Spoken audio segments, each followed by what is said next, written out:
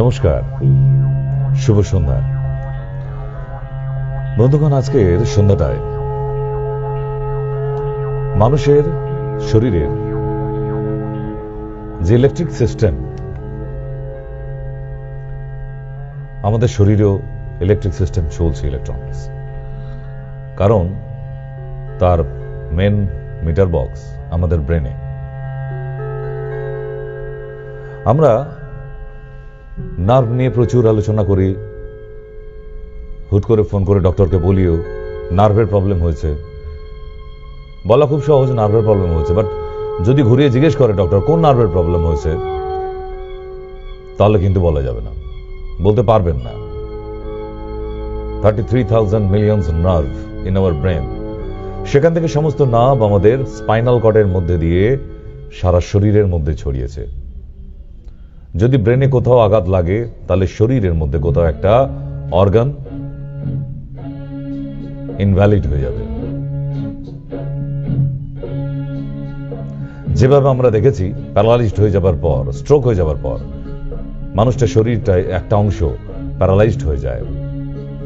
Stroke হয়ে হয়তো ব্রেনের ভিতরে একটা ফোঁটা রক্ত শুধুমাত্র মস্তিষ্কের মধ্যে জমাট বেঁধে যায় পুরো, আর তার ফলেই ঠিক অপোজিট ডাইরেকশনে সেই মানুষের দেহের একটা অঙ্গ ইনভ্যালিড হয়ে যাবে। তাহলে মানুষের নার্ভ কি, কেন শরীর হাত পা ঝিঝি ধরে, কেন মানুষ ভুলে যায়,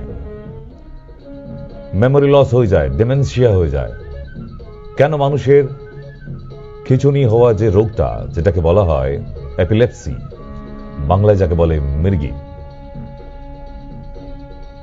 বাচ্চাদের হয় তটকা, আরো বয়সকালে দেখা যায় হিস্টেরিয়া। তাহলে এই ধরনের নার্ভের এগুলো নিউরো প্রবলেমস। আপনি হাঁটতে গিয়ে ডিসব্যালেন্স হয়ে যাচ্ছেন, হাঁটতে পাচ্ছেন না, অথবা আপনি অনেকক্ষণ দাঁড়িয়ে আছেন কিন্তু দাঁড়িয়ে থাকতে পাচ্ছেন না, মনে হচ্ছে এখনই বসে পড়ি, না হলে কিছু ধরে দাঁড়াই। এগুলো নিউরো প্রবলেম। আপনি বসে টিভি দেখছেন, আর সেই টিভি দেখার পর আপনার হঠাৎ হয়তো রান্নাঘরে উঠে যেতে হলো কারোর জন্য, আপনি দেখছেন উঠে যেতে পারছেন না, পাটা ঝেঁঝি ধরে গেছে। এগুলো নিউরো প্রবলেম। আপনি বসে হয়তো সিনেমা হলে সিনেমা দেখছেন, কোমরটা টনটন করছে, টান ধরছে, কোমর থেকে নিচের পোরশন মনে হচ্ছে যেন একটা অবশ ভাব নেমে আসছে, জোর পাচ্ছেন না। This is all our neuro problem. একটা মানব দেহ যখন মায়ের গর্ভে থাকে, ঠিক কখন তার ব্রেন তৈরি হয়, I mean nerve. Brain means সমস্ত নার্ভের যুগ্মস্থল, যেখান থেকে কারেন্ট সাপ্লাই করা হয় আমাদের বডিতে, ঠিক? তাহলে আমরা সেটাই আজকে দেখব যে একটা মানুষের নার্ভাস সিস্টেম কত রকমের হয়। এই যে মানুষের sexual disorder, premature ejaculation, fast discharge হয়ে যাওয়া, একটা স্বামী স্ত্রীর মধ্যে ইন্টারকোর্সে কোন রকম চান্সই থাকছে না, এগুলো সমস্ত নার্ভের প্রবলেম। এই জন্য অনেক মানুষ নার্ভাস হয়ে যায়। নার্ভ নিয়ে ভয় পেয়ে যাওয়া, হঠাৎ চমকে ওঠা, এগুলো সমস্ত নার্ভের প্রবলেম। বুক ধড়পড় করে ওঠা, পালপিটেশন, নার্ভের প্রবলেম। তাহলে নার্ভ গোটা শরীরটার মধ্যে ছড়িয়ে আছে। সুতো থেকেও আরো সূক্ষ্ম, নিউরো থেকে নিউরন, অসংখ্য নার্ভ একটার সঙ্গে একটা ঠিক এইভাবে যুক্ত আছে নিউরনের মাধ্যমে। তাহলে একটা মানুষের নার্ভ কখন তৈরি হয়? ওই শিশুটির ব্রেন তৈরি হবে, এবং যেদিন ব্রেন তৈরি হবে তার হাতে রেখাও তৈরি হবে। তাই পৃথিবীর সমস্ত মানুষের হস্তরেখা ডিফারেন্ট, ব্রেন ডিফারেন্ট।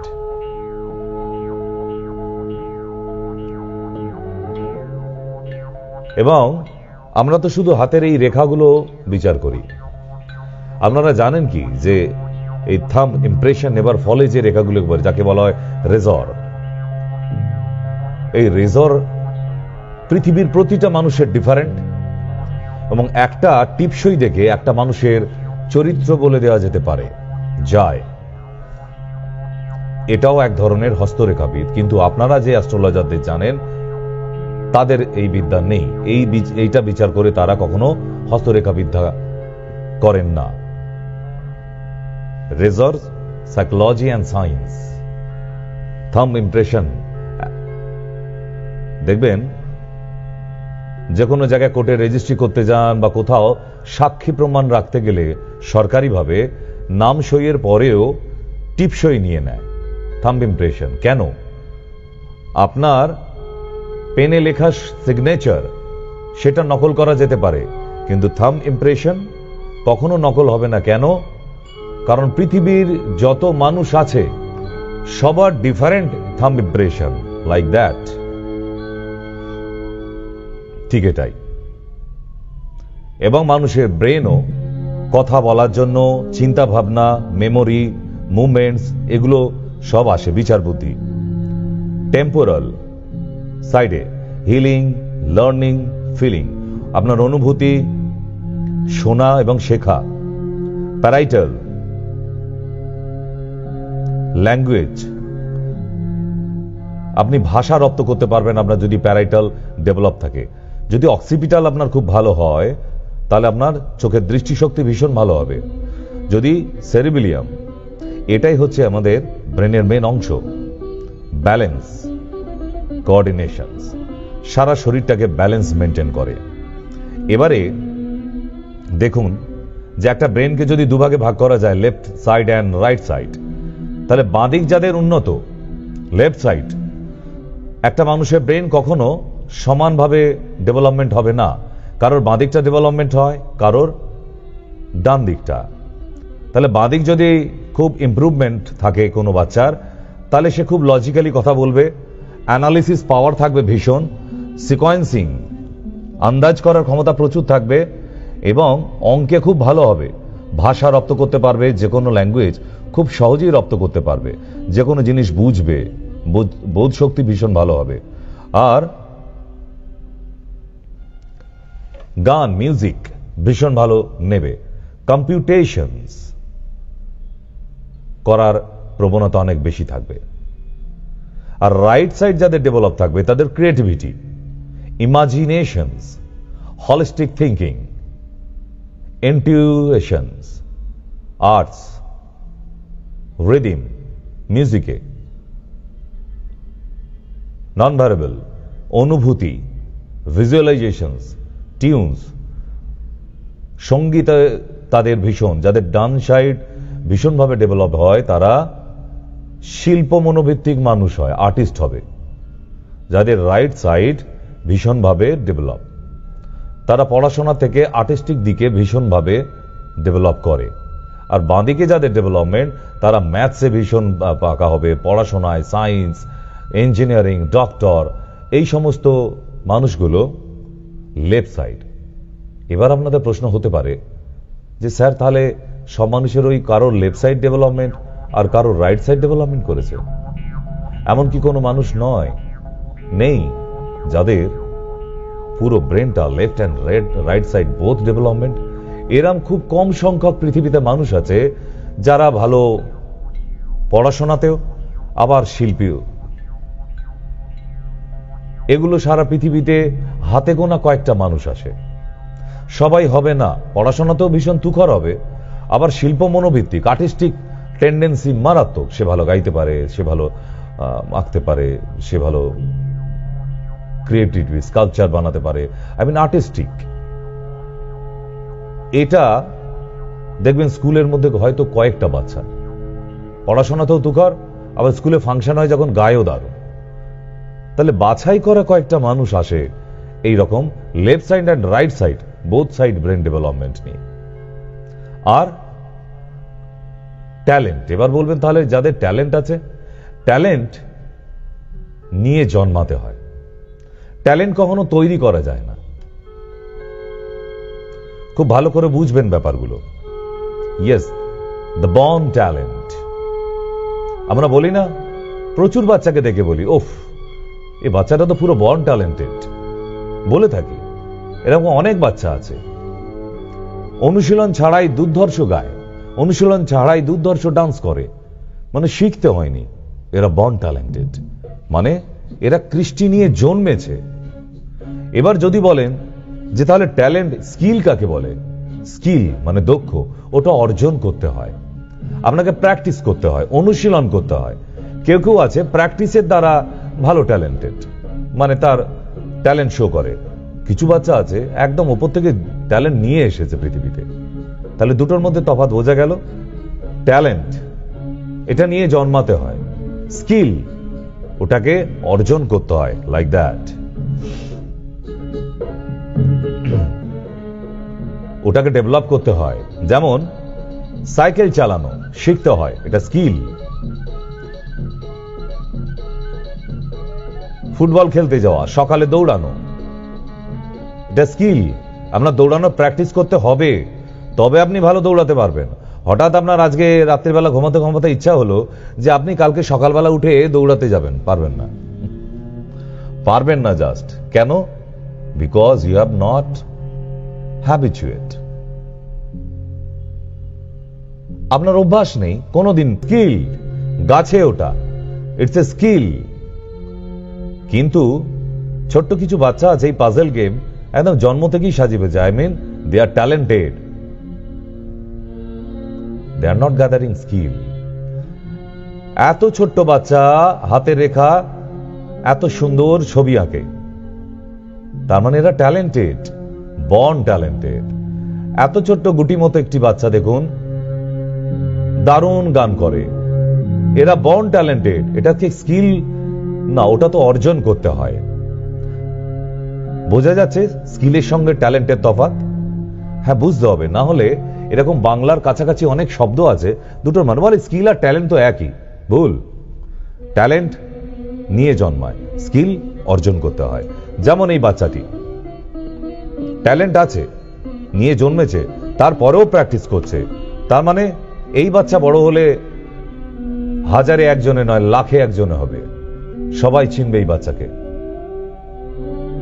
তার মানে যারা ট্যালেন্টেড তারা যদি একটু ঘষা মাজা পালিশ করে তাদেরকে আটকে রাখা যাবে না, তারা অনেক দূর অবধি চলে যাবে, এমনিই চলে যাবে।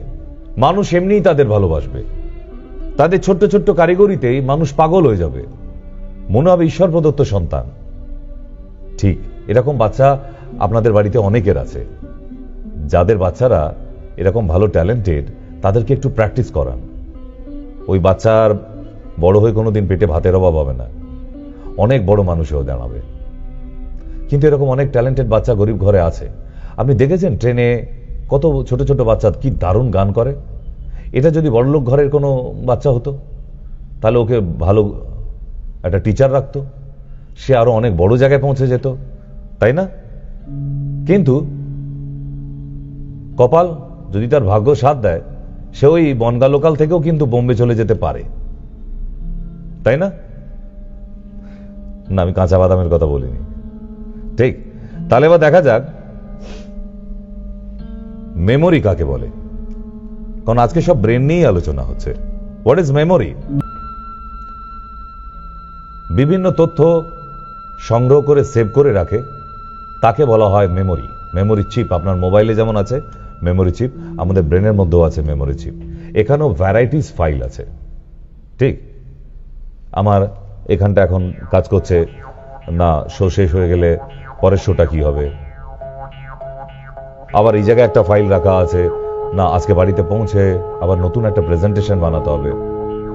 আবার এখানে কাজ করছে, কালকে সকাল হলেই আবার ভোরবেলা হলেই চন্দ্রকোনায় যেতে হবে। তার মানে এই যে সমস্ত চিন্তাভাবনাগুলো চলছে রাখা আছে একটা জায়গায়, এগুলো হচ্ছে একটা ফাইল আমাদের ব্রেনের মধ্যে। আমি ভুলে যাইনি। কিন্তু মানুষ যদি একবার ব্রেনটাই হচ্ছে মন, সেখানে কিছু সেভ করে নেয়, সে চাইলেও আর সেখান থেকে মোছা যাবে না। কেন? তার হার্ড ডিস্কে লোড হয়ে গেছে সেটা। যদি সে জোর করে ওটাকে ফরম্যাট করতে চায় তাহলে হ্যাং করতে পারে তার ব্রেন। ইয়েস, আমাদের ব্রেনের মধ্যেও মেমোরি চিপ আছে এবং তার পাসওয়ার্ডও আছে। ইয়েস, যেমন আমাদের ছোট নদী চলে আঁকে পাকে, ছোটবেলায় পড়েছি কত, কোমর পাড়ার গরুর গাড়ি, বোঝাই করা কলসি হাড়ি। এখনো দেখবেন এই বৃদ্ধ বয়সে এসেও প্রচুর মানুষ এই ছোট্টবেলায় পড়েছিল, গড়গড় করে মুখস্থ বলছে। তার মানে তার মেমোরি চিপটা এখনো নষ্ট হয়নি, ডিস্ট্রয় হয়নি, ফরম্যাট হয়ে যায়নি, ওটা এখনো স্ট্রং। তার মানে তারাই ভালো স্টুডেন্ট হতে পারবে যাদের মেমোরি চিপটা অনেক বড় জিবির। কারো 64 জিবি, কারো 1 গিগাবাইট, কারো 1 টেরাবাইট, রাইট? এটার উপর ডিপেন্ড করছে যে ওই মানুষটা কতটা লোড নিতে পারে। তার মানে আপনার দেখবেন ল্যাপটপে বা আপনার মোবাইলে hard disk 215 GB, memory 64 GB, RAM 16 GB বা 8 জিবি। তেমনি আবার একটা ল্যাপটপের মধ্যে 1 টেরাবাইট জিবিও নেওয়া যায়, 500 জিবিও নেওয়া যায়, ঠিক? তাহলে যার মেমোরি চিপ যত বড়, সে তত বেশি মনে রাখতে পারবে, সে ততই উচ্চ শিখরে পৌঁছাতে পারবে। কেমন? আর সবার পাসওয়ার্ড আছে। এই পাসওয়ার্ডটা আমরা অনেকে জানি, অনেকে জানি না। আমার ব্রেনের পাসওয়ার্ড কোনটা? আমি এখন কালকে সকালে উঠে ব্রেকফাস্টে কি হবে, আমি সেই পাসওয়ার্ডটা যদি ভুলে যাই তাহলে ভুলে যাব। আমি আজ থেকে 3 মাস আগে রবিবার দুপুরবেলায় কি খেয়েছিলাম, তারিখ কত ছিল, ঠিক? তাহলে এটা কেউ গড়গড় করে বলে দিতে পারে, আর কেউ বলতে পারে না। তাহলে যারা বলতে পারে তাদের মেমোরি যে চিপটা আছে তার পাসওয়ার্ডটা তার জানা আছে। তার মানে আমাদের পাসওয়ার্ড সবার জানা নেই বলে আমরা পড়া মুখস্থ করে রাখতে পারি না। আপনার মোবাইলে একটা নাম্বার সেভ করে, নাম সেভ করে দিলে সেটা আজীবন রয়ে যাবে। তাহলে আপনার এখানে একটা কবিতা একবার পড়ে নেবার পর সেটা মনে থাকছে না কেন? আমরা পড়ার পরে ওটা সেভ হয় কিন্তু পাসওয়ার্ডটা ভুলে যাই, খুলতে পারি না, অথবা সেভ করার সুইচটা জানি না। জানতে হবে, দিস ইজ দ্য পাসওয়ার্ড। তাই আপনি সেভ করার সাথে সাথে পাসওয়ার্ডটাও মাথায় রাখতে হবে, না হলে কিন্তু আপনি হাতড়াতে থাকবেন, আর না হলে মাথা চুলকাবেন। ইস, কি যেন একটা কালকে কার সাথে দেখা হয়েছিল, ইস মনে করতে পারছি না, মানে বলতেই পারছেন না। আপনি আপনার মিসেসকে গিয়ে বলছেন, আরে সেই তোমার পুরনো বান্ধবীদের সাথে দেখা হয়েছিল, সেই বিবাড়িতে এলো না ওরা হাজব্যান্ড ওয়াইফ। বলছে কে কে? ব্যাকুল হয়ে বলছে, ইস মনেই করতে পারছি না। ঠিক এরকম বয়স্ক মানুষদেরও হয়, সেও মনে করতে পারছে না কার সাথে যেন চায়ের দোকান আজকে দেখা হলো। এরম ছোট্ট বাচ্চাদেরও হয়, ইস অত মনেই নেই, তাই না? তাহলে এই মেমোরি লস আমাদের সবারই হয়, ভুলে যায়। তেমন কিছু বিষয় আছে জীবনে ভোলা যায় না। আর তাই এই যন্ত্রটা, এটাই ছিল প্রধান। কোথা থেকে আবিষ্কার? আমাদের ব্রেন থেকে। কম্পিউটার আবিষ্কার হয়েছে, কম্পিউটার আরো ডেভেলপ করে ল্যাপটপ আবিষ্কার হয়েছে, ল্যাপটপ থেকে আরো ডেভেলপমেন্ট করে মোবাইল আবিষ্কার হয়েছে। তাহলে এই যে কম্পিউটার, ল্যাপটপ, মোবাইল, এরা সবাই সবকিছু সেভ করে রেখে দিতে পারে। আর এগুলো আবিষ্কার হয়েছে কোথা থেকে? ব্রেন থেকে, আমাদের ব্রেন থেকে। কম্পিউটার একটা ব্রেন, তাহলে ব্রেন থেকে কম্পিউটার আবিষ্কার, কম্পিউটার থেকে ল্যাপটপ আবিষ্কার, ল্যাপটপ থেকে মোবাইল আবিষ্কার। কিন্তু তারা সবাই সেভ করে রেখে দিতে পারে নাম, ফোন নাম্বার, আরো কত ছবি। আমরা পারি না কেন? তার মানে আমরা আমাদের ব্রেনে সেভ করার সুইচটা জানি না। তাই আমাদের বাচ্চারা বারবার পড়েই যাচ্ছে, একই লাইন পড়ে যাচ্ছে, তবু মুখস্থ করতে পারছে না। গাছের পাতার রং সবুজ, সবুজ গাছের পাতার রং সবুজ। একটা বাচ্চা সকাল থেকে এক কথা পড়ে যাচ্ছে, তার মা বোঝাই তখন থেকে গাছের পাতার রং সবুজ, গাছের পাতার রং সবুজ পড়ে যাচ্ছিস কেন রে? বলছে মা পাতা রং সবুজ মুখস্থ রাখছি, যদি রোদ্দুর লেগে ওটা হলুদ হয়ে যায় তার আগে সবুজটা ওই জন্য মুখস্থ করে রাখছি। বলে একই কথা বলবি, তা বলছে ওই সবুজটা কখন হলুদ হয়ে যায় ওই ভয়তে বারবার একই কথা বলে যাচ্ছি। এরকম স্টুডেন্টও আছে, কিন্তু ওতেও মনে রাখা যাবে না যতক্ষণ না আপনি আপনার ব্রেনের সুইচটা না জানেন কি করে সেভ করতে হয়। আছে, তাই যে বাচ্চারা পড়া মনে রাখতে পারে না, আমি তো বলি শুধু মানডে সোমবারের দিনটায় দমদম চেম্বারে আমি এই গার্জেনদের সঙ্গে বাচ্চাদের সঙ্গে মিট করি। তাদেরকে মেমোরি ম্যানেজমেন্ট শেখাই, কি করে পড়া মনে রাখতে হয়। একবার পড়লে আপনার এখান থেকে আর বেরোবে না, আপনি যতক্ষণ না চাইছেন। ম্যাজিক না? প্রতিটা স্টুডেন্ট ভাবছে হ্যাঁ ঠিকই তো, এটাই তো চাই। তাহলে তো একবার কষ্ট করে আসতে হবে দমদম চেম্বারে। সেখানে একদম ক্লাসরুমের মতো করা আছে, চলে আসবেন। হ্যাঁ, এটাই তো সব থেকে বড় সিক্রেট। আপনি আপনার বাচ্চার পেছনে 4-5খানা টিউশন টিচার রেখেছেন, কোন টিচারই তাকে আপনার বাচ্চাকে পড়া পড়িয়ে আর মুখস্থ করাতে পারছে না। মানে 5টা টিচারের মাইনেই তো জ্বলে যাচ্ছে। একটা দিন সোমবার দেখে চলে আসবেন সকাল 10টায় বাচ্চাকে নিয়ে, বাবা এবং মা বই খাতা নিয়ে। দেখুন তো তার মেমোরি তৈরি হয় কিনা। ইটস এ কনফিডেন্সিয়াল সাইকোলজি আছে। ঠিক এই রকম ব্রেনে সেভ করার একটা সুইচ আছে, ওইটাকে শিখিয়ে দেব। দেখবেন একবার বইয়ের পাতা পড়লে আর আপনার অন্য বইয়ের পাতা পড়লেও আগেরটা ভুলে যাচ্ছেন না। ইটস ভেরি ইম্পর্টেন্ট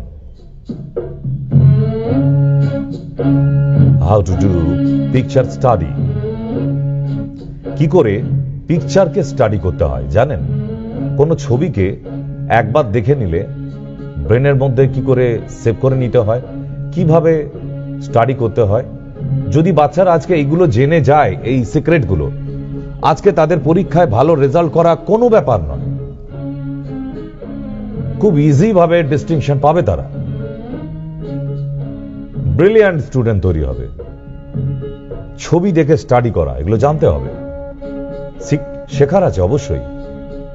আমার মনে হয় যে না, আপনার বাচ্চাকে যে টিউশন টিচার দিয়েছেন 4-5খানা যারা আসে, ওই এসে চা বিস্কুট খেয়েই বাড়ি যায়। তাদেরকে বলবেন তো আপনার বাচ্চাদের কাছে যে টিচার আসছে যে হাউ টু স্টাডি পিকচার, ছবিকে কি করে পড়তে হয়। পড়ার পর একদম চোখ বন্ধ করবেন, মাথার মধ্যে রয়ে যাবে। চোখ বন্ধ করে পেন্সিল চালালে ওই ছবি বেরিয়ে আসবে। ইয়েস, এরম কিছু বিদ্যা তো আছেই, রাখতে তো হবেই, না হলে 10-এ 1 হওয়া যাবে কি করে। ঠিক, চলুন দেখি, স্টাডি করি। Which nerve is responsible for memory? আমাদের ব্রেনে মেমোরিটাকে রেসপন্স করে কোন নার্ভ? Olfactory nerve. এটা আপনারা পড়েছেন, কপালের দিকে আছে। এবং what chemical is responsible for memory? Glutathamine. This is the most common excitatory. এইটা গ্লুটাথামাইন আপনারা শুনেছেন, ইনগ্রেডিয়েন্টস একটা। আর গ্লুটামেট এমন একটা কেমিক্যালস যেটা আমাদের ব্রেনের মধ্যে মেমোরিকে প্রচুর ভাবে ইমপ্রুভ করে, যেটা আমরা ব্রাহ্মী শাকের মধ্যে কিছুটা পাই এবং মাশরুমের মধ্যে প্রচুর পরিমাণে পাই। তাই আমি মাঝের মধ্যেই আপনাদের বলি, দেখবেন যে আপনার বাচ্চাকে মাশরুমের তরকারি খাওয়ান, মাশরুমের স্যুপ তৈরি করে খাওয়ান, মাশরুমের ফ্রাই করে খাওয়ান, ভ্যারাইটিজ আইটেমের মধ্যে মাশরুম খাওয়ান, আপনার বাচ্চার ব্রেন তুখর হবে, হতে বাধ্য। তাহলে একটা ব্রেনের মধ্যে white matters and grey matters কেন? 40% ব্রেন গ্রে ম্যাটার্স থাকে, 60% হোয়াইট ম্যাটার থাকে। তাহলে এই সমস্ত নার্ভগুলি নেমেছে কোথায় দিয়ে? স্পাইনাল কর্ড থেকে। ব্রেন থেকে ডাইরেক্ট স্পাইনাল কর্ডের মধ্যে দিয়ে এসেছে, তাই একে কর্ড বলা হয়। ঠিক, তাহলে মাথার মধ্যে যদি কোথাও একটা আঘাত লেগে যায় বা স্পাইনাল কর্ডে হাতুড়ির মতো একটা আঘাত লেগে যায়, তাহলে মায়োলোপ্যাথি ইনজুরি পুরো হুইল চেয়ারে চলে যাবে ওই মানুষটা। ওই জন্য বাচ্চাদের মাথার পিছনে আঘাত করতে বারণ করা হয়, স্পাইনাল কর্ডে যেন চোট না লাগে বারবার শেখানো হয়। খেলতে গিয়েও যদি স্পাইনাল কর্ডে মেরুদণ্ডে কোনোদিন চোট লেগে যায়, সেই বাচ্চা বড় হবার পর প্যারালাইজড হয়ে যাবে অটোমেটিক্যালি, ঠিক? আর তখনই দেখবেন হাত পা ঝিঁঝি ধরা, নামনেস, টিংলিং, বা হাঁটতে গিয়ে দুটো পা সোজা হচ্ছে না, ওয়াকার নিয়ে হাঁটতে হচ্ছে, আপনার হেল্পের প্রয়োজন হচ্ছে, না হলে হচ্ছে না, ঠিক? এবার আসবো একটা ইম্পর্টেন্ট পার্ট। হাজার হাজার মানুষের, লক্ষ লক্ষ মানুষের সারা ভারতবর্ষ জুড়ে সেক্সুয়াল ডিসঅর্ডার। কখনো কখনো দেখা গেছে যে মহিলাদেরও সেক্স ডিসঅর্ডার হয়ে যাচ্ছে, কখনো পুরুষদেরও। পুরুষরা হয়তো ভাবছে না না, এটা তো মহিলাদের কখনো ডিসঅর্ডার হয় না, ভুল। এমন বহু মহিলা পেশেন্ট আছে আমার কাছে যাদের সেক্সুয়াল ডিসঅর্ডার হয়ে গেছে, তাদেরকেও মেডিসিন নিতে হচ্ছে। কেন? এটা তো ব্রেন থেকে তৈরি হয়, না হওয়া তো কিছু নেই। So that's call sexual dysfunction, right? চলুন আমরা একটু আলোচনা করে নিই এর মধ্যে কি কি আছে। Importance: relationship, hormonal problem, low difficulty, failure, sex failure, depressed, testosterone low, libido problem. Sexual dysfunction prevent individuals from wanting or enjoying sexual activity. কি কিভাবে হয়? ইমোশনাল ফ্যাক্টর থেকে, অ্যাডিশনালি কোনো ড্রাগস থেকে, আর শারীরিক কোনো আঘাত থেকে ডিসফাংশন হয়ে যায়। যেমন পুরুষ এবং মহিলা,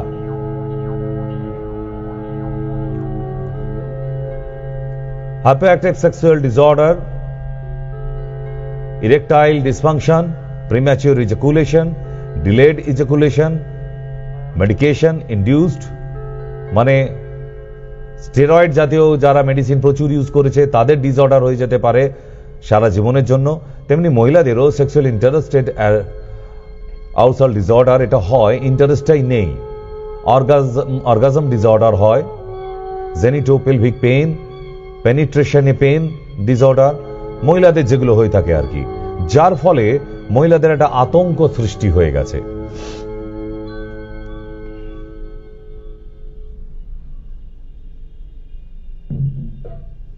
তাহলে পুরুষদের জন্য ব্রেনে এত নার্ভ আছে, এই সেক্সুয়াল ডিসঅর্ডারের ক্ষেত্রে কাজ করে কে?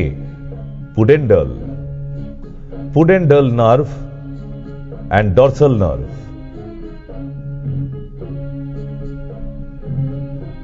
কেভার্নাস নার্ভ, এই তিনটে নার্ভ মারাত্মকভাবে কাজ করে এই সেক্সুয়াল ডিসফাংশন। এরা যদি ডিঅ্যাক্টিভেট হয়ে যায় তাহলেই কিন্তু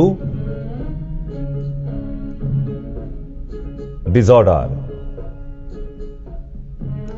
মহিলাদের ক্ষেত্রেও ঠিক তাই। অবটিউরেটর নার্ভ, এটা মারাত্মকভাবে কাজ করে, পেরিনেল ব্রাঞ্চ থেকে হয় এবং এখানেও পুডেন্ডাল নার্ভ কাজ করছে। তাহলে ব্রেনের এই পুডেন্ডাল নার্ভটা কিন্তু ভীষণভাবে প্রয়োজনীয় এই সেক্সুয়াল ফাংশনের জন্য, রাইট? হিউম্যান নার্ভাস সিস্টেম, চোখ থেকে আরম্ভ করে শরীরের প্রতিটি অঙ্গ প্রত্যঙ্গকে নড়াচড়া, অ্যাক্টিভেশন, সিস্টেমেটিক চলা, ইউরিন হওয়া, ঘুমাতে যাওয়া, খাওয়া, digestive system, blood circulation system, everything depend on nervous system, right? If our nerve will stop, not functioning, যদি বন্ধ করে দেয় এক মুহূর্তের জন্য, সঙ্গে সঙ্গে আমরা ডেড হয়ে যাব। এক সেকেন্ডের জন্য নার্ভাস সিস্টেম যদি বন্ধ হয়ে যায়। সো আমাদের শরীরের মধ্যে তাহলে ফিজিক্যালি কোন সিস্টেমটা সব থেকে এক নম্বর? Nervous system. বাকি সিস্টেমগুলো 10 সেকেন্ড অবধি বন্ধ হয়ে গেল, আবার ফিরিয়ে আনা যায়, মানুষটাকে বাঁচিয়ে তোলা যাবে। নার্ভ 1 সেকেন্ডের জন্য অফ হয়ে গেলে লোডশেডিং, ডেড, রাইট? তাহলে current transplant, electric transplant, brain থেকে ঠিক ইলেকট্রিক সার্কিট বোর্ডের মতোই কাজ করছে আমাদের ব্রেনটা, কাজ করে, সর্বমুহূর্ত কাজ করছে। এখানেই মনকে আর হৃদয় খুঁজতে যাবেন না, মন কিন্তু এখানে কাজ করছে, এই ইলেকট্রিক্যালস লাইটিংস এর মধ্যে, ব্রেনে, এখানেই মন থাকে। মন নিয়ে তাহলে আমাদের এত যে গায়ক, ওরে মন উদাস পাগল মন তুই আমার কথা শোন, চল জটিল হয়ে যায়, এও তো সেই ব্রেন থেকেই তৈরি হয়েছে। হৃদয় আছে যার সেই তো ভালোবাসে, এসব কবিদের ভাষা। হৃদয় ভালোবাসা হয় না, হৃদয় তো সিগন্যাল দেবে লাপডাপ করে, বাকি ভালোবাসবে তো মন, সেটা থাকে এখানে। তাহলে বিয়ের ফুল ফুটতে গেলেও প্রজাপতির ঝটপটানি ব্রেনে হতে হবে আগে, তবেই এখান থেকে অ্যাক্টিভনেস আসবে, মন সাড়া দেবে, তবেই সবকিছু পসিবল হবে, সফল হবে। আর এই মাথার মধ্যেই আবার যে মনের মাথার মধ্যে দুশ্চিন্তা থাকছে, ভালোবাসাও থাকছে। দেখুন এখানেই দেখলেন এতক্ষণ ভালোবাসা উতলে পড়ছে, আবার এই মাথার মধ্যেই দুশ্চিন্তা, আবার এই মাথার মধ্যেই হাজার হাজার স্বপ্ন। আমায় ভালো রেজাল্ট করতে হবে, আমি বেড়াতে যাব শীতকালে, আমায় আইসক্রিমটা খেতে হবে, আমার একটা ভালো মোবাইল চাই, আমাকে আবার টাইমে বিয়ে করতে হবে, আর বরের থেকে প্রচুর গয়না নিতে হবে, ইত্যাদি ইত্যাদি, কত স্বপ্ন। আবার এই মস্তিষ্ক থেকেই প্রেম একদম হাবুডুবু খাবেন, এই মস্তিষ্কেই, এই মস্তিষ্ক থেকেই, ব্রেন থেকেই ভালো লাগা, এই মস্তিষ্ক থেকেই আবার ভয় পাওয়া। জীবনে প্রথম সুন্দরী মেয়ে দেখে যা অবস্থা হয়, মানে নার্ভাস। অনেক ছেলে আছে, পুরুষ আছে, যারা মহিলা দেখে একদম এইভাবে দৌড়ে পালিয়ে যায়, because they are nervous, nervous সিস্টেমে প্রবলেম তাদের। আবার কত ছেলে আছে মিডনাইট চ্যাট, সেটাও এই ব্রেন থেকেই। আর সেক্সুয়াল ডিসফাংশন, স্বামী স্ত্রীর মধ্যে কোনো সম্পর্কই বনিবনা হচ্ছে না, সেক্সুয়াল কোনো রিলেশন নেই, প্রতিদিনের অশান্তি, এই সবটাই কিন্তু যা দেখছেন, everything depend on nerves. Shashikanta তুমি দেখছি আসরটাকে করবে মাটি। এই যে সন্ধে হলেই একটু বিপিন বাবুর কারণ শুধাই যে চুমুকটা দিতে ইচ্ছে করে, ওটাও নার্ভ চায়, ব্রেন থেকেই ওটা সৃষ্টি হয়। কেউ কেউ আবার হুক্কা পারে গিয়ে গড়গড় করে হুক্কা টান দিচ্ছে, ওটাও নার্ভ চায়। নশা ইয়ে প্যার কা নশা है। আবার কখনো কখনো নেশা নেশা, আগুন আগুন, ড্রাগস। আবার কেউ আবার বিষ, শুধু বিষ দাও, অমৃত চাই না। সাপের ছোবল খায় জিভের মধ্যে, কেন? নেশা নেবে বলে, ব্রেন চাইছে, দ্যাটস কল অ্যাডিকশন, রাইট? আর যখন এই মাথাটা কাজ করে না, দেখেছেন সেরকম মানুষ একদম কাজ করে না, ব্রেনটা ইনঅ্যাক্টিভ হয়ে গেছে। কারেন্ট চলে যায়নি, কিন্তু ল্যাম্পগুলো আর জ্বলছে না, তাহলে সেই মানুষটার কি অবস্থা হয়? ঠিক এমন।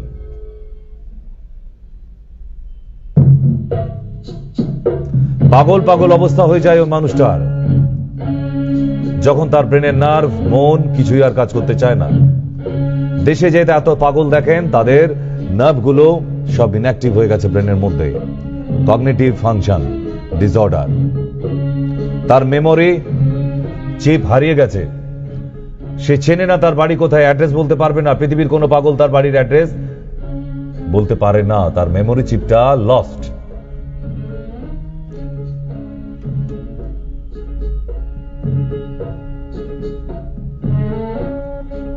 মনে নেই তার স্ত্রীকে, মনে নেই তার সন্তান, সে কি কাজ করত, তার নিজের নাম সেটা অব্দি মনে নেই। ব্রেনটা হ্যাং হয়ে গেছে,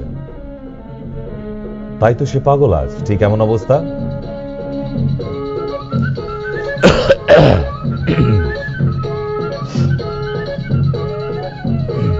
যাদের এই কগনিটিভ ডিসফাংশন থাকে জন্মের সময় থেকে বাই বর্ন, তারাই সেরিব্রাল পালসি বাচ্চা হয়, সিপি চাইল্ড। কিন্তু অ্যাকচুয়ালি কি জানেন,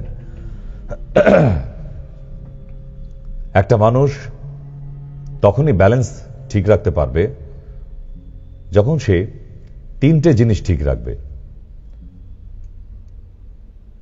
বডি, মাইন্ড অ্যান্ড স্পিরিট। এই তিনটেকে একসঙ্গে যে ব্যালেন্স মেনটেন করতে পারে সেই আজকে ডেটে সুখী মানুষ, সেই মহাপুরুষ। সাধারণ মানুষের ক্ষেত্রে এটা সম্ভব হয় না। আত্মা, মন এবং শরীর তিনটিকে এক জায়গায় ব্যালেন্স করা। মাঝের মধ্যে বিক্ষিপ্ত হয়ে যায়, তবে চেষ্টা করুন, আপনি পারবেন, পারা যায়। মেডিটেশনের প্র্যাকটিস করুন, ইয়েস, লাইক দ্যাট। নিজের মাথার ওপর বসতে বলিনি। এই ছবিটার মানে হচ্ছে নিজের মাথা মানে নিজের মনকে নিজের কন্ট্রোলে আনা। যখনই আপনি আনতে পারবেন, আপনি এভরিথিং পারবেন, সবকিছু সহ্য করে নিতে পারবেন। তখন কষ্ট থাকবে না, দুঃখ থাকবে না, আপনার কান্না পাবে না। আপনি কন্ট্রোল, ইয়েস, নিজের মনকে নিজের কন্ট্রোলে আনা। প্র্যাকটিস করুন, আপনিও পারবেন। আপনার একটা হাতে এইভাবে নিন, আমি শিখিয়ে দিচ্ছি। আর একটা হাতে এইভাবে নিন। একটাকে ক্লকওয়াইজ ঘোরাবেন, একটাকে anti clockwise, at a time. এইটাকে যখন ঘোরাতে পেরে শিখে যাবেন, ঠিক এমনি ভাবে আপনি নিজের মাইন্ডকে কন্ট্রোল করতে পারবেন। আপনাদের আমি 1 বছর 2025 সাল পুরো টাইম দিলাম। আপনার নিজের এই হাতটাকে ক্লকওয়াইজ ঘুরিয়ে দেখাবেন আর এইটাকে anti clockwise, at a time দুটো অপোজিট সার্কুলেশনে ঘুরবে। আপনাদের 2025 সালে সারা বছরটা টাইম দিলাম, আমাকে প্র্যাকটিস করে দেখাবেন। দেখাতে পারলে প্রাইজ আছে। আর সব থেকে বড় প্রাইজ এটাই, আপনি আপনার নিজের মনকে কন্ট্রোলে এনে ফেলতে পারবেন। ইয়েস, পারা যায়। নেক্সট, মাঝের মধ্যে অভ্যাস। আপনি এটা শিখে গেলে মেডিটেশন, যে কোনো মানুষের মাইন্ডকে হ্যাক করতে পারবেন আপনি। Yes, like that, mind hacking.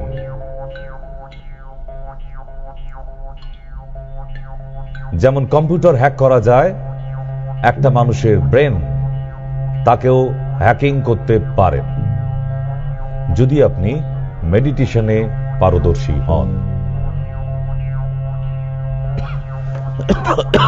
Sorry, কি ভাবছেন সম্ভব নয়? দেখুন, possible. Yes, possible. If I know the weakness of your mind and this is your password.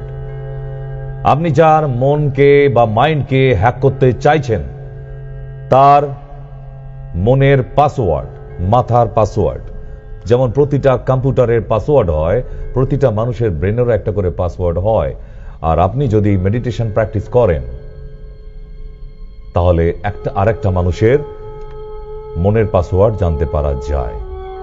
তখনই আপনি তার মনকে হ্যাক করতে পারবেন। আদারওয়াইজ নট পসিবল, সম্ভব নয়। আই মিন দ্য কি of brain. Yes, this is the top secret, the কি অফ ব্রেন। একটা মানুষের মাথার মধ্যে কি আছে, তার চাবিটা যদি আপনার কাছে থাকে, আপনি সব জানতে পারবেন। আপনাকে অনেকটা হেল্প করতে পারে এই ব্যাপারে।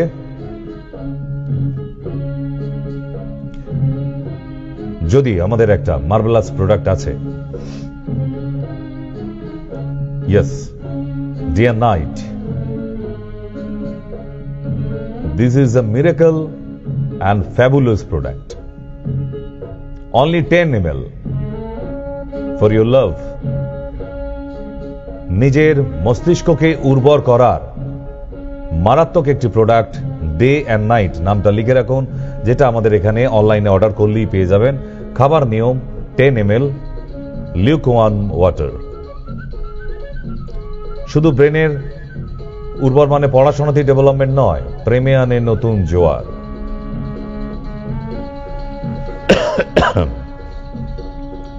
কি বোঝাতে পারলাম? Yes, day and night.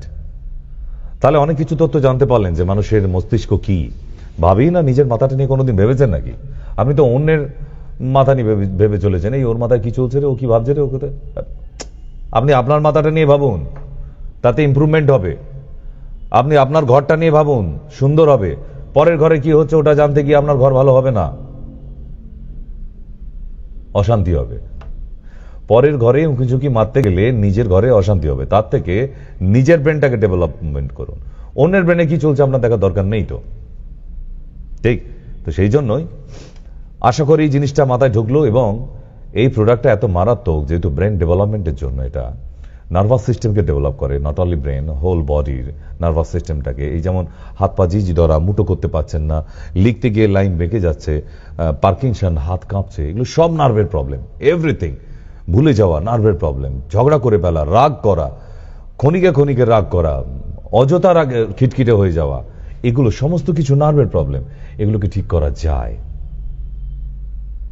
if you will intake twice a day 10 ml, শুধু ডে অ্যান্ড নাইট 10 ml করে যদি নিতে পারেন। মানে এই প্রোডাক্টটা এত মারাত্মক একটা প্রোডাক্ট যা আমার জীবনের সব থেকে বড় রিসার্চেবল প্রোডাক্ট এটা। হ্যাঁ, কারণ এর থেকে ইমপ্রুভমেন্ট ডেভেলপড প্রোডাক্ট এবং এত তাড়াতাড়ি ফাস্ট রেজাল্ট দেয় না, আমি এখনো তৈরি করতে পারিনি। আমার রিসার্চ জীবনের মধ্যে দুটোই মার্ভেলাস প্রোডাক্ট আছে, এক অ্যান্টিডট আর দুই ডে অ্যান্ড নাইট, যেটা আপনারা মাঝের মধ্যে অ্যাড দেখেন বা দেখেছেন হয়তো, ঠিক? তো চলুন একটু ওয়েদার চেঞ্জ করি নাকি, নাহলে একঘেয়েমি হয়ে যাচ্ছে না? ইয়েস, আমরা একটু ওয়েদার চেঞ্জ করি। আমরা কিছু বর্ন প্রবলেম দেখি, যেমন সিপি চাইল্ড দেখলাম। Thalassaemia is a born problem. বাবা মার মধ্যে কেউ ক্যারিয়ার থাকলে তবে থ্যালাসেমিয়া হবে। বাবা মা দুজনেই ক্যারিয়ার হলে একদম মেজর বাচ্চা হবে, মেজর থ্যালাসেমিয়া। তাহলে এই থ্যালাসেমিয়া রোগটা তৈরি করা যায় না? It's a borne disease, but it's not a disease, it's a system disorder. Disease বলবো কি করে? এটা কোনো অসুখের মধ্যে পড়ছে না, তার শরীরের একটা সিস্টেম ডিসঅর্ডার আছে। তার ব্লাডের সেলটা ব্লাস্ট হয়ে যায় 21 ডেজের মধ্যে, আবার তাকে দৌড়ে দৌড়ে গিয়ে রক্ত দিতে হয়, তাই না? তাই এখন রক্তদান শিবির মানে এখন উৎসব, it's a festival in West Bengal. প্রতি রবিবারই কোথাও না কোথাও মাইক বাজছে, রক্ত দাও, রক্ত দাও, রক্ত। কটা রক্ত দেয় লোক গিয়ে আমি জানি না, আপনার দরকারে আপনি পান কিনে তাও জানি না। কারণ এখন তো আবার টেবিল ফ্যান দিতে হবে, বিরিয়ানি খাওয়াতে হবে, গিফট দিতে হবে, তবে মানুষ রক্ত দিতে আসে। বাট আজকের একটা ছোট্ট প্রেজেন্টেশন দেখি, তাহলে বুঝতে পারবো যে রক্ত দেওয়াটা কত প্রয়োজন এই বাচ্চাগুলির জন্য। ওয়াচ।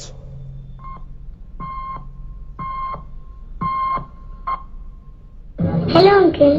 हेलो। मैं आपको थैंक यू कहना चाहती हूँ। थैंक यू किस लिए? वो एक्चुअली मुझे ना थैलेसीमिया है और हर महीने आप जैसे अंकल आंटी खून देते हैं और मेरी मदद करते हैं, पर मुझे पता नहीं वो कौन है, इसलिए सबको थैंक यू बोल देती हूँ। So thank you. पर बेटा मैंने तो कभी ब्लड डोनेट किया ही नहीं। कोई बात नहीं, नेक्स्ट टाइम के लिए बाय बाय। 18 साल की उम्र से रक्तदान करें, ये किसी की जिंदगी बचा सकता है। करके देखो, अच्छा लगता है। ইয়েস, রক্তদান। আপনি বিরিয়ানি খেয়ে দিয়ে বিরিয়ানি লোভে হয়তো দিতে যাচ্ছেন, বাট যাদের এক প্যাকেট রক্তের জন্য দৌড়াদৌড়ি করতে হয় তারা বোঝে কি মারাত্মক এক প্যাকেট রক্ত, 1 ইউনিট।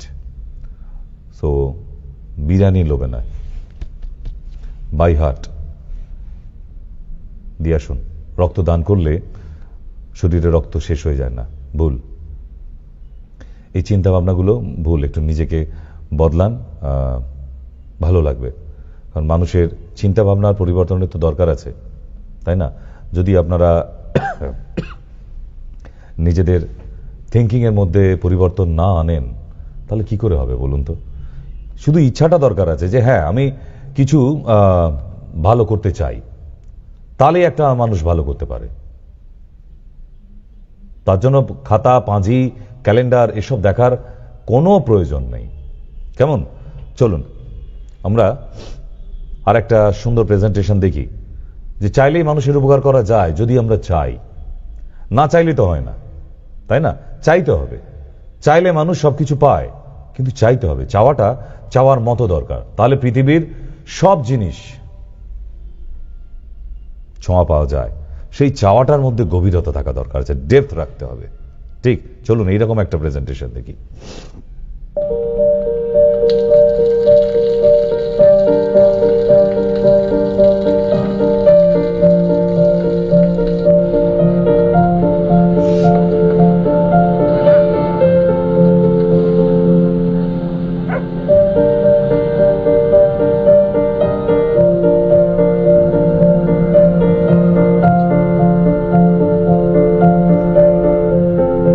ছেলেটি রোজ পয়সা দিয়ে যায় এই ভিখারি মা আর মেয়েকে। এক ছড়া করে কলা এই বৃদ্ধ মানুষটাকে দিয়ে যায় অফিস থেকে ফেরার পথে।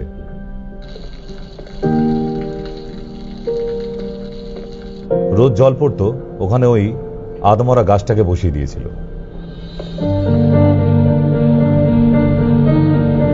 প্রতিদিনই তার অভ্যাসে দাঁড়িয়ে গিয়েছিল এইভাবেই মানুষের জন্য করা। সে রোজ টাকা দিয়ে যায়, আবার ওই মা মেয়েকে, ওই বৃদ্ধ মানুষটাকে কলা দিয়ে যায়।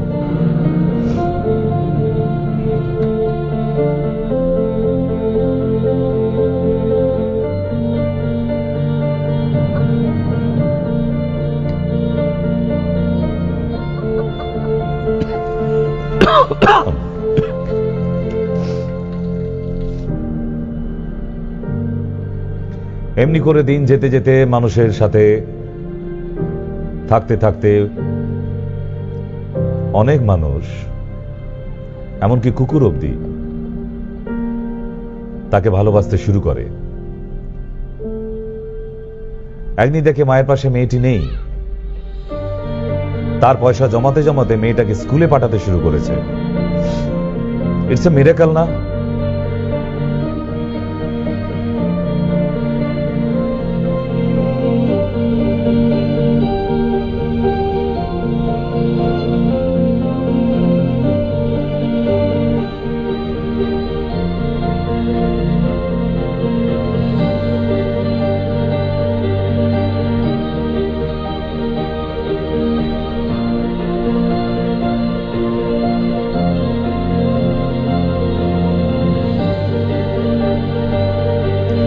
Feels the love.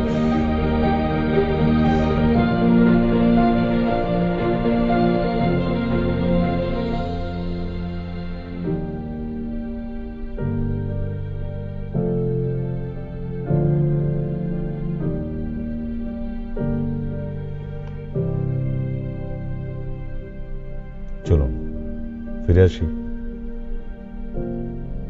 Just feel the love. এমনি ভাবে অনেক মানুষ আপনার অপেক্ষায় বসে আছে না?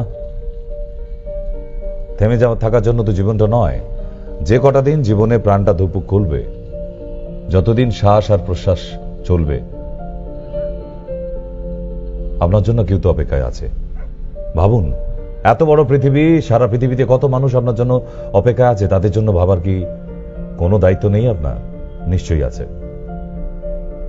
এমনি ভাবে একটু একটু করে শুরু করেছিলাম একটা দিন, আজ অনেকটা বড় আশ্রমটা বানাতে পেরেছি। কত মানুষ এখন এসেছে।